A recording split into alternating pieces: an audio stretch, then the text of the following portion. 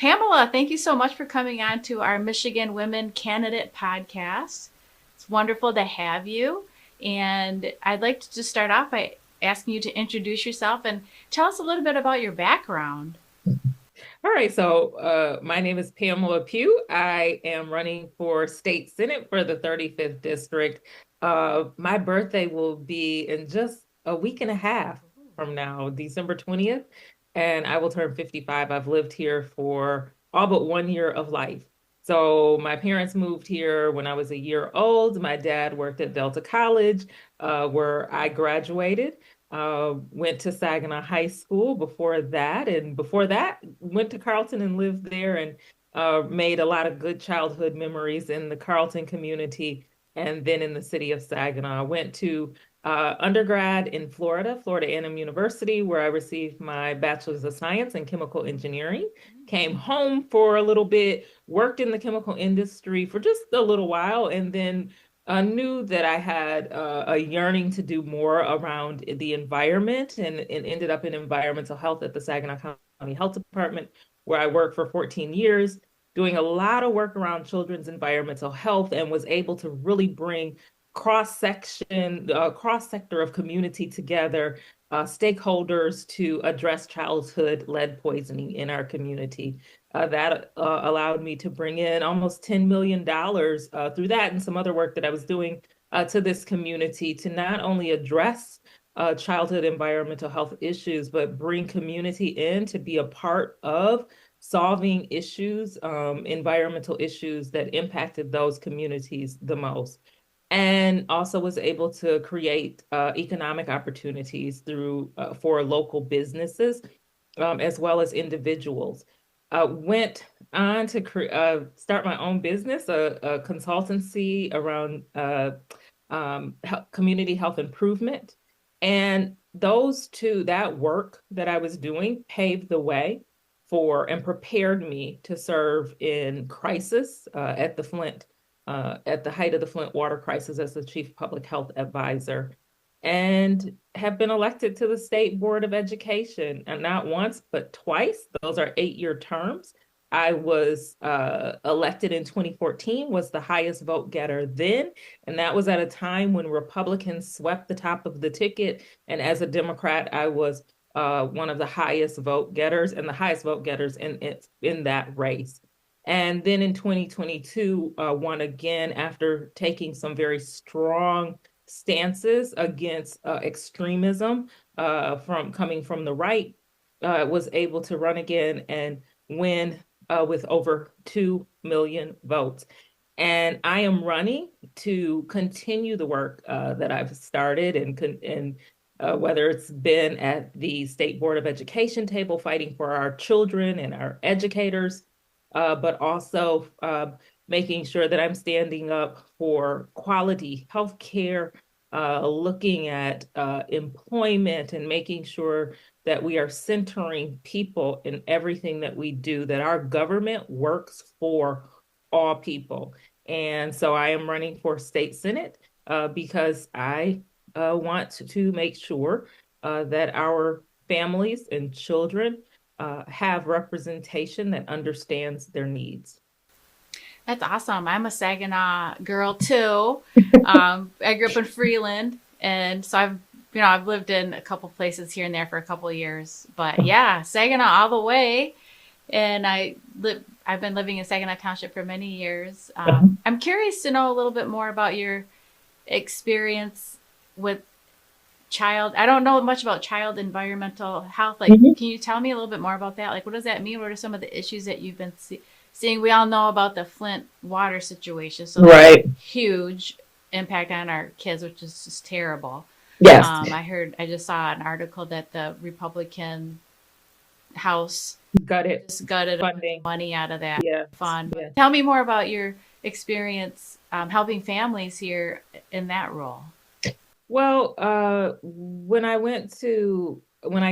came to the department, we had dollars that for childhood environmental hazards, being able to go in, assess the homes, and do some lead remediation. So being able to expound on that work, working with a great team of people at the Saginaw County Health Department, we were able to write grants to the EPA, write for grants to the Health and Human Services Department, but HUD was our biggest funding source.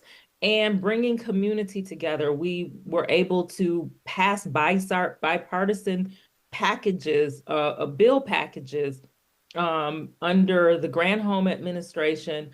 And then we were able to continue that work. So some of the work that we did was pushing for um, greater testing, increased testing for childhood lead poisoning.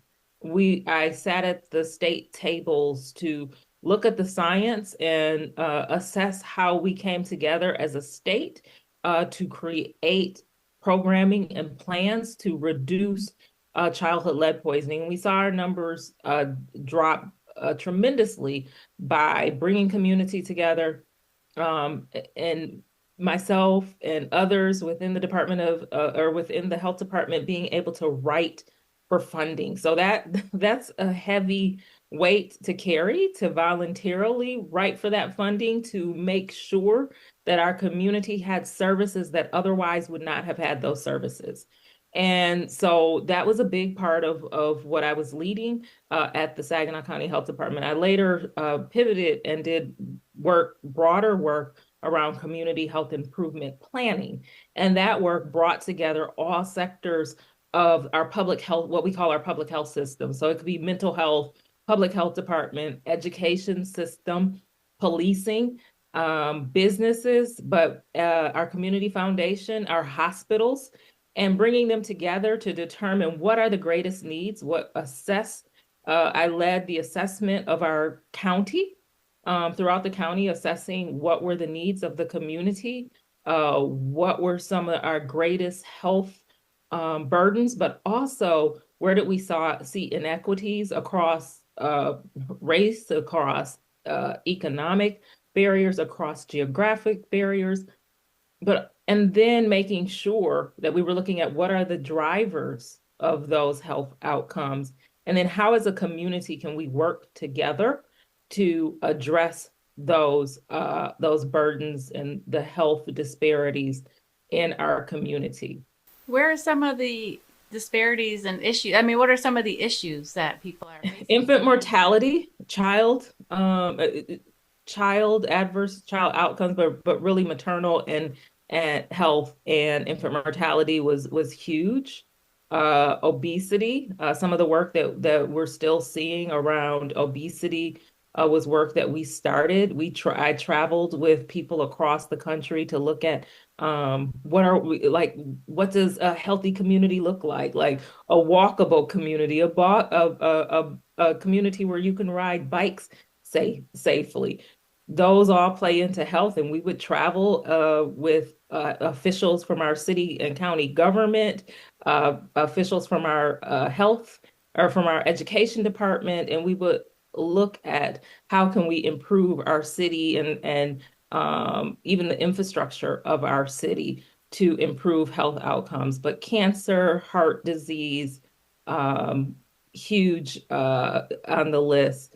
Looking at grocery stores and access to grocery stores or lack thereof being drivers of adverse health outcomes. So from public health standpoint, we look at the big picture, and those were and drivers of health outcomes, but also bringing collaborative efforts together so that we can address those issues. That is just the basis of public health and the work that I was doing and continue to do. Yeah, I was gonna say, since that's your baseline expertise, I'm sure you have some visions or ideas what you want to do for 35.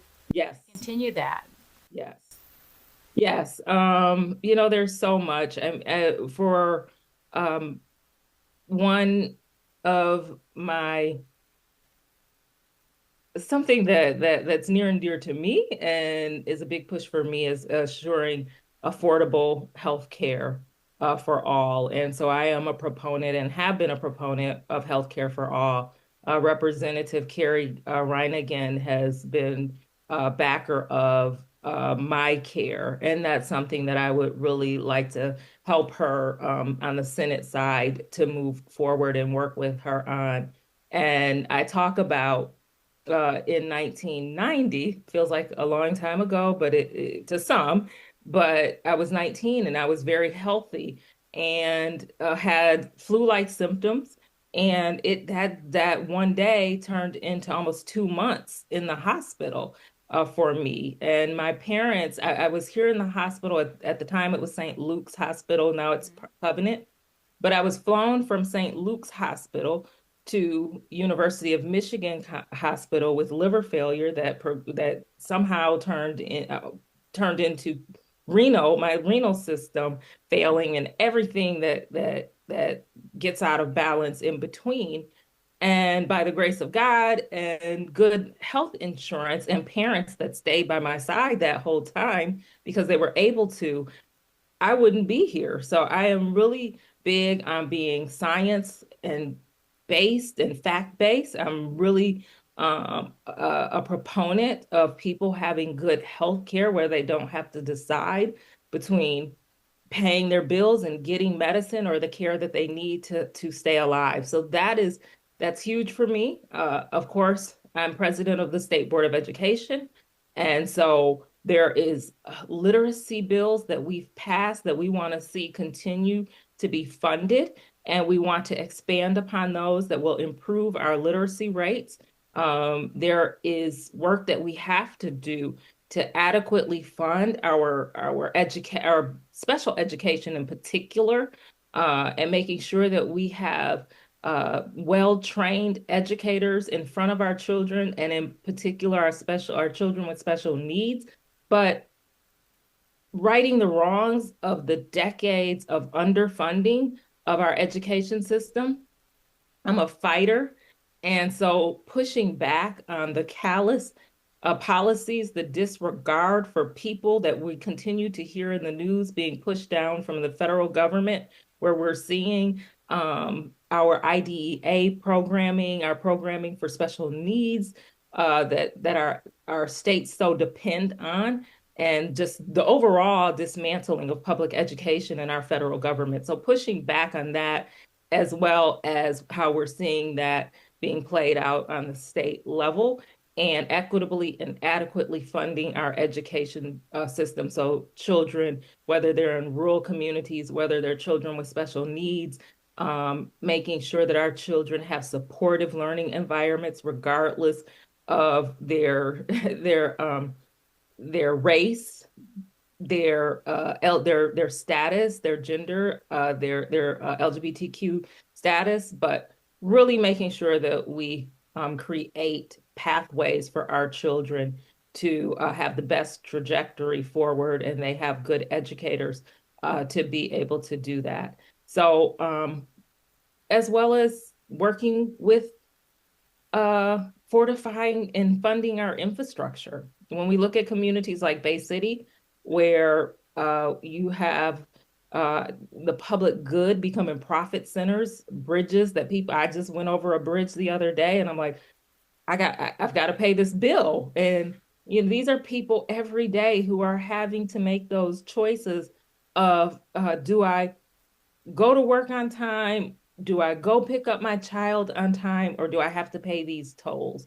We have friends in Midland, Michigan, who are still affected by the damage in their homes from the flood damage. So our infrastructure, from affordable housing to making sure bridges are not being sold off, our public goods are not being sold off, and budgets balanced on the backs of people, that people can be in their homes and be comfortable, even after this flood, this devastating flood. So all that to say, yes, there is a lot that I'm thinking of. I was on a call with the legislator earlier today talking about literacy. And so already working with some of these legislators because of what I do. But there's a lot on my mind, and there is a lot that the people of this district deserve. And at the end of the day, after almost a year of not having representation, I want to be the voice of everyday working families. And so that's what I'm going to Lansing and the table to do, to be that voice for the people of this district. That's awesome. There's so many things we could talk about, but I'm going to just grab one. Just you're on the State Board of Education, Mhm. and there's a lot of people that want to use their tax dollars to go to private schools. So Mhm. there's a big push to, I think there's some bills and things like this that are trying to get passed so that basically taking money away from public education. And what are your thoughts about that topic? I don't stand for that. Neither do the people of Michigan. We've spoken on that. So I will continue to push back on, again, having our public goods be sold off, and I have a track record of fighting against that. I was very vocal, and last lame duck, we came very close to having a privately run, or let me say it like this, education management organization. So their charter, their who charters use to run their schools. And Michigan has one of the highest rate of privately run charters. And so with public dollars billions of dollars that we don't know where those dollars go, we definitely cannot say that they with a surety that they land in the classroom or in the with our educators being paid. And so I push for transparency as it relates to charter um, EMOs. I've also definitely been very vocal about vouchers, uh, public dollars being spent for vouchers. We've The data shows that it does not help our children, that there's opportunity for discrimination or just heavy filtering, let me say it like that, of who can benefit from those dollars that go to those schools. So I believe in our public education system, particularly our traditional public education system, and making sure that there is equitable and adequate funding for those. I've shared with you how our special needs children are harmed the most when we are not tending to or addressing the needs of our public schools and shifting the dollars off to uh, to privatizers. Right.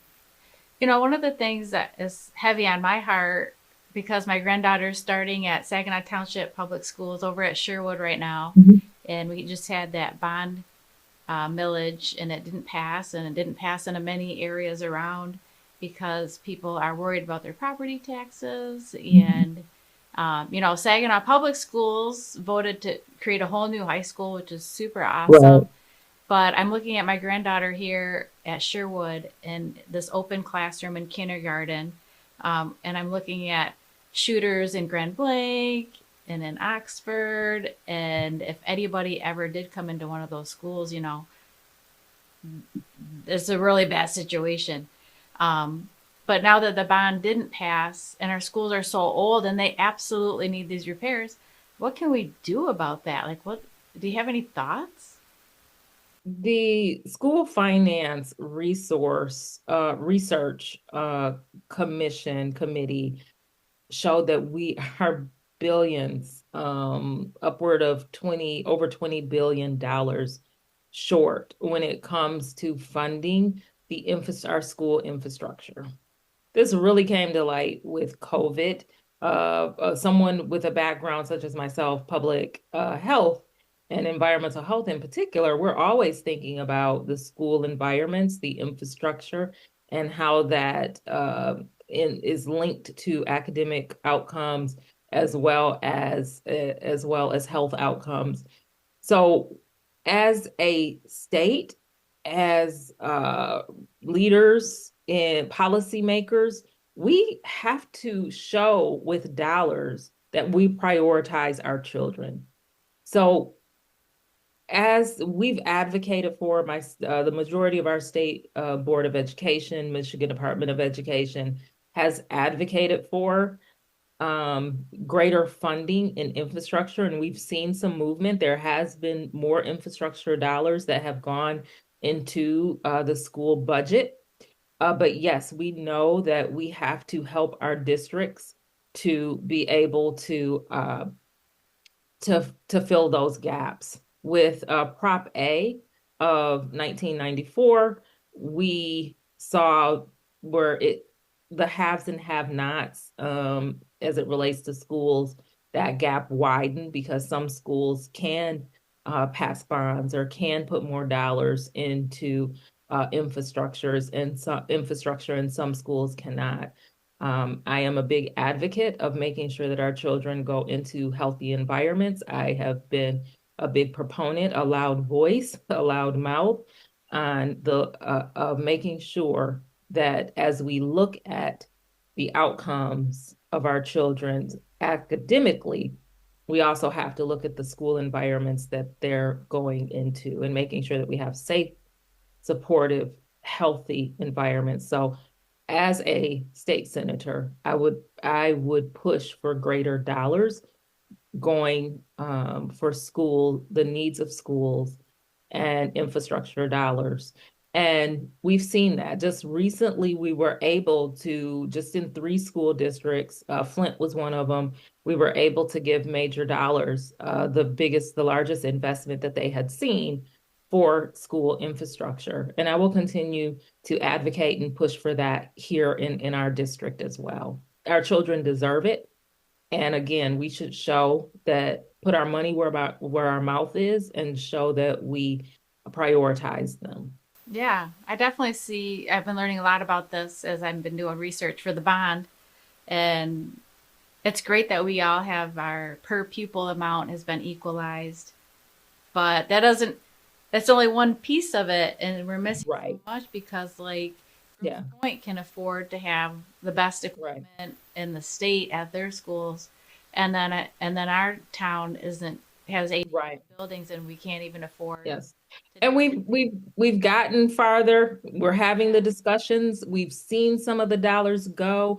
I was a loud voice of making sure that uh, Department of Health and Human Services, Michigan Department of Education, our Eagle, our environmental department at the state level are working together and understanding that we have to look at the whole child, their whole environment in those school buildings where they spend most of their time outside of the home. And I will tell you this is a story that I tell often. There were 7 brave school children in Detroit who sued for the right to literacy. And what they said is they didn't have teachers in their building, they didn't have books in their building, they didn't have heat. In the winter, they didn't have air in the summer, and that roofs were caving um, in some of their buildings, and that they would see rats or rodents in their classrooms and not be able to find books. And they were suing the state of Michigan, and my name was listed as a defendant. I ultimately crossed the line and became a plaintiff and helped to sue myself ultimately, technically, by name as a state board of education member, because they were right. They were right, and we were failing our children. And they won that case. It settled, and they were able to get dollars to go, almost $100 million to go into their school. But we owe our children so much more, and we have to show that. But I will tell you what we're seeing at the federal level, uh, and the total push. We've been pushing back, we've been fighting back, but the department the secretary and Donald Trump are definitely trying to dismantle that department altogether. I know, it's crazy. That brings me to a question I'd be curious to get your feedback on because uh, the Republican platform, from what I can hear, I went to the governor debate um, in Sparta, and they were all talking about, and they were all in agreement that we need to eliminate property tax and we need to eliminate income tax. Hmm. And I appreciate that because, I mean, we all want to eliminate our taxes. That'd be great if we didn't have to pay any taxes. But how are we going to fund anything if we don't have these income streams? Do you have any thoughts about that?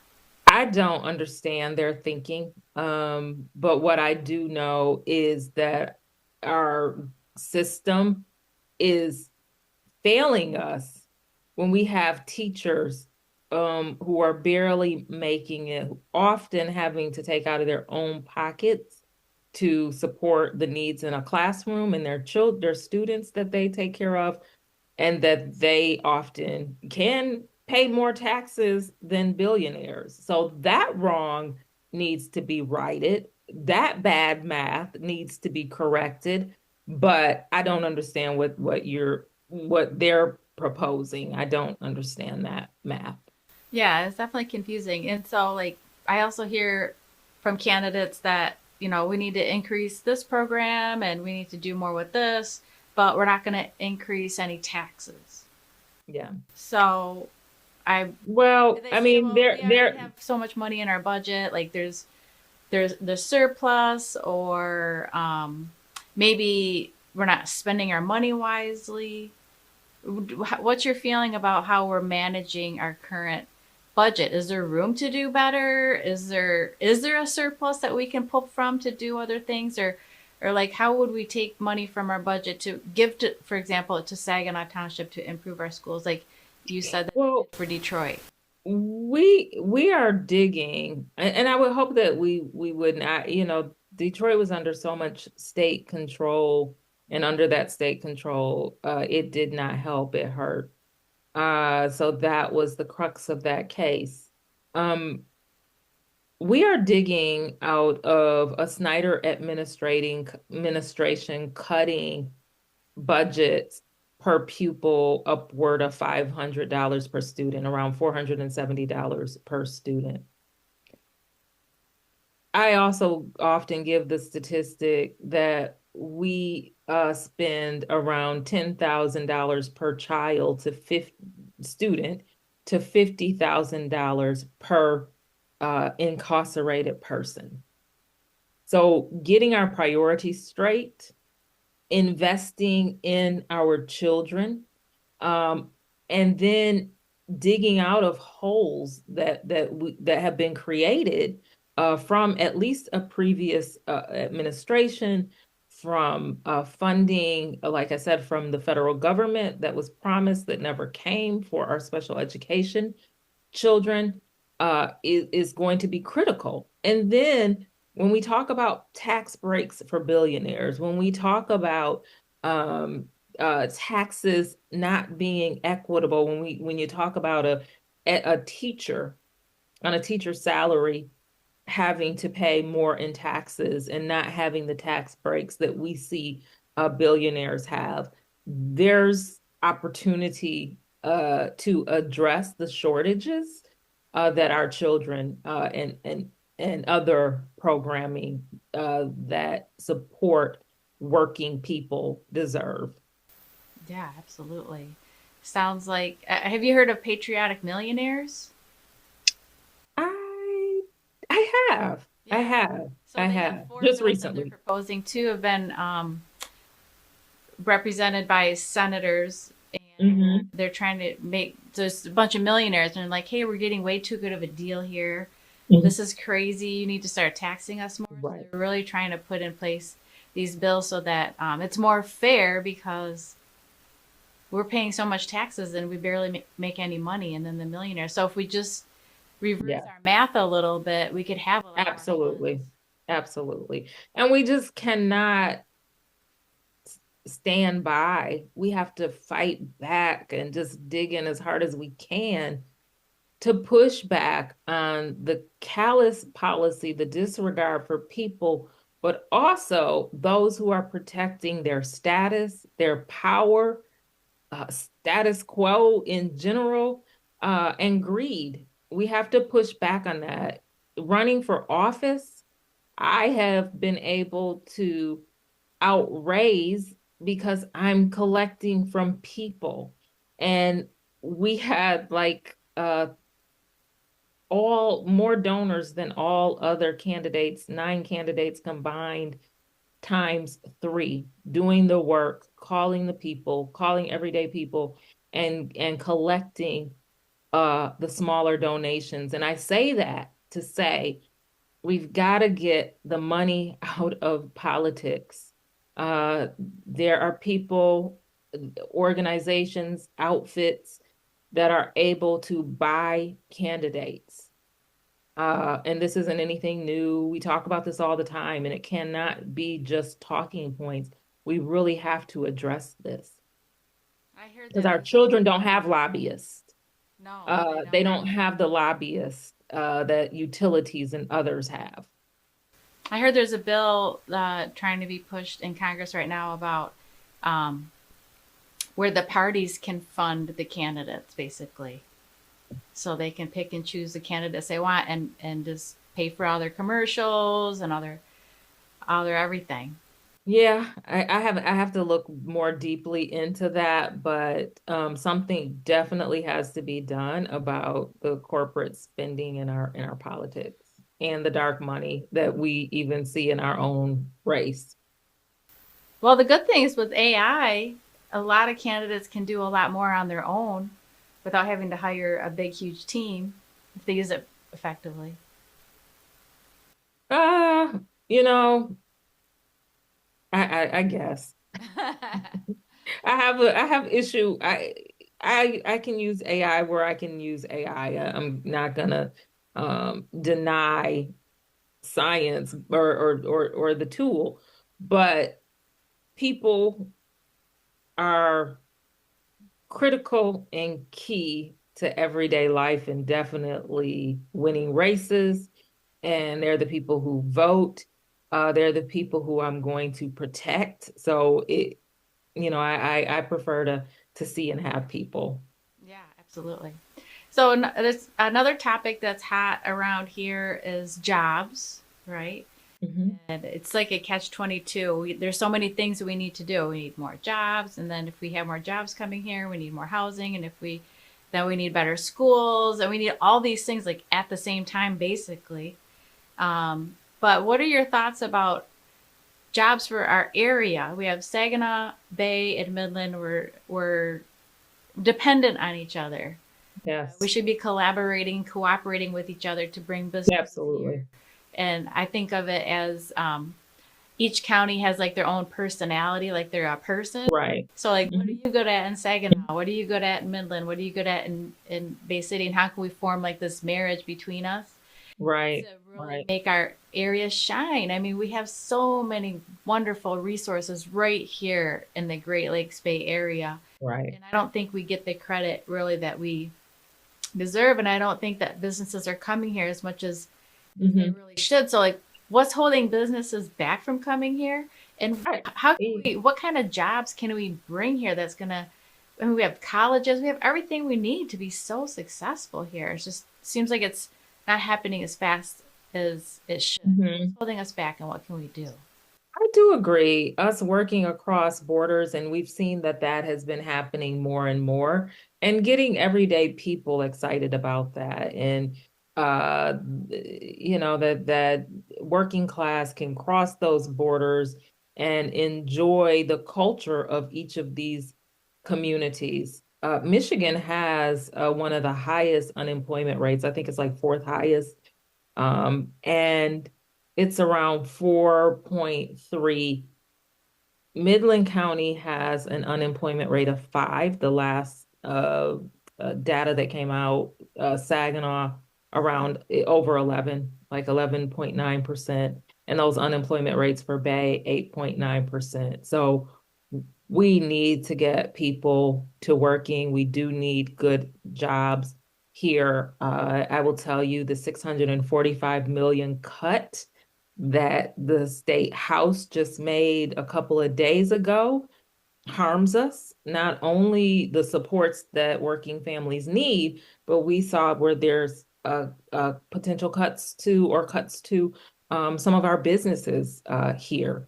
And so we need to make sure that we have legislators who are going out, making sure that we do have job creators that are supported from small business to the different industries and companies that we have here, that we have all the necessary supports, transportation that helps us cross boundaries and enjoy the different cultures and what each community to brings to the table.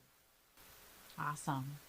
There's one more topic that is hot Hmm. around here that I'm just asking everybody because it's the crime rate. I was talking with one of the county commissioners, and she suggested that businesses are hesitant to come here because Mm, there's like a high crime rate. So why I don't want to bring my business there. I don't want to bring yeah, people there. yeah. What are you seeing about that? How can we I I tackle think this? I think crime goes along with those unemployment and poverty rates. Saginaw has one of the highest poverty rates in the country for child poverty. When you look at the Saginaw School District, it's upward of 40%. Can you believe that? That is just that's unbelievable. So, first of all, we have to definitely address our economic issue. We have to make sure that we're giving people a purpose to get up in the morning, jobs, good paying jobs, and the opportunity to and the pathway to that. And of course, there's a lot that goes along with that. Mental health services in the school budget, we saw the budget go from zero, I think in about 2016, to a third of $1 billion in mental health budget. We grew our helps professionals, counselors, school nurses, um, uh, mental health professionals in our schools by about 2,000. And we have to be able to maintain that, make sure that those dollars are recurring. Our mental health budget and what we put into our supports for young people and families is critical to how we build community safety. Making sure that families have good jobs is critical to the safety of our community. Of course, when we're talking about policing and our first responders, that we have well trained police officers and first responders who are familiar with the communities that they serve in. Do you think that our town, thinking about Saginaw specifically because I'm from Saginaw, um, our police it has what they need to be successful? I mean, I hear that maybe they're acting more reactively to crime, and we don't have enough resources to be preventative as much as we I should. definitely think that there's always opportunity for greater prevention dollars. I talked about that funding of incarcerating a person Yeah, I versus know an it's coming in incarcerated here. I'm like, person what? That's to crazy. an educating a person. And that, when we let that sink in, I think that we know that there's more room for dollars for prevention. And prevention can mean a lot of things. Like I said, including making sure that we have mental health professionals that are primed and ready to be in the pipeline, but also those dollars to keep them funded. And we've seen programming where there's handoff between policing and mental health professionals where they work together and they know when and how to show up for our community. So, Pamela, is there anything else you want to share about your vision for District 35? I mean, it's a very large district, it's a very diverse district. I mean, I don't even know if there's any other districts as diverse as ours in terms I of think it's, the I different types always of say it's, people. yeah, it's a microcosm of the state, right? So, like I said, I've lived here all my life. I went to school in Delta at Delta College. I grew up on that campus literally. I started there in preschool, riding in the car with my dad, and graduated there. Worked in Midland a little bit. My sister has worked there probably over 20 years or so. And being a scientist, I feel comfortable and familiar with each of our diverse communities, and they are so deserving of representation and representation that can be their voice, their strong voice, and a fighter for them. And each of their, but at the end of the day, people are concerned about the economy. They're concerned about affordable housing. They're concerned about health care that they can afford and making sure that their children have a school system as well as an environment that they can grow up in and again be their best selves when they become grown-up adults. And what all the different unique features that we bring um, to this district, I'm ready to serve that as well. Well, I'm excited to have representation for our district, and I really appreciate you coming on to our podcast today. Is there any last thing you want to share before That's we a close? lot. I think we said a lot. But what I will say is I'm ready to serve. I'm ready to continue to serve. I am the most experienced and proven person for this job, and I hope to be sent to Lansing to be able to stand up and work for working families, the families of the 35th district. Awesome. Thank you, Pamela. Take care. Wait, before